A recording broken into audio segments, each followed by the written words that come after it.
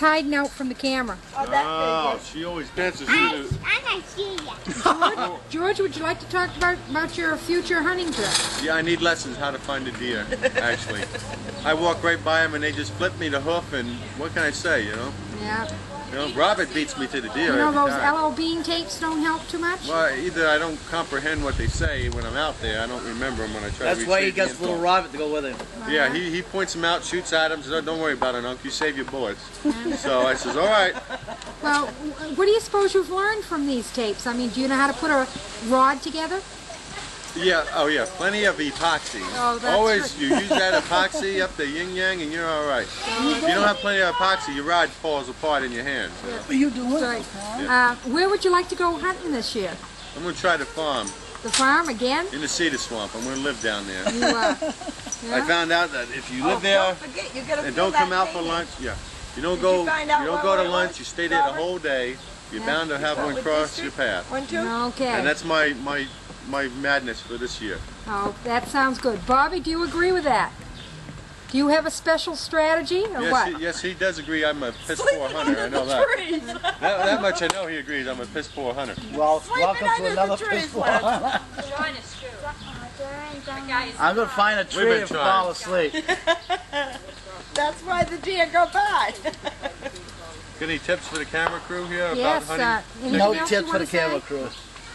Okay, do you suppose we could get LL Bean to print this and sell it? No. Yeah, you never know. It could be another. It could, you know, it could give what's the word I'm searching for?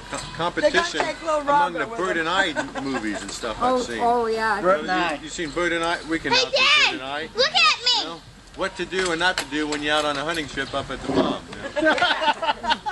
And don't bring no logs for the fire, because there's always plenty of logs in the fire.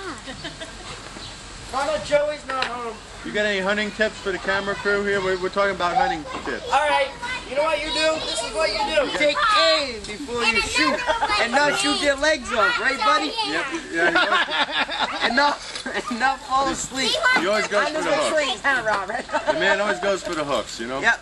the best I part don't of get the to deer. see him, so you see him hoofing me, Yeah. and then you try to shoot the hooks off. So they're always shooting their hoofs. They're going with their little cloves. They're going, ooh. And I didn't like it. And he shoots the hoofs off for me. Hey, this is an exclusive. I tell you, it don't get no better than this, man. It don't get no better than this. Me and my I remember back in 1987, the winter of '87, when Gene went after a deer mouse. It had a rack on it. What's Gene? Gene Cooley. There it is, Gene Cooley. No other Gene went after this deer mouse. It had a rack this big.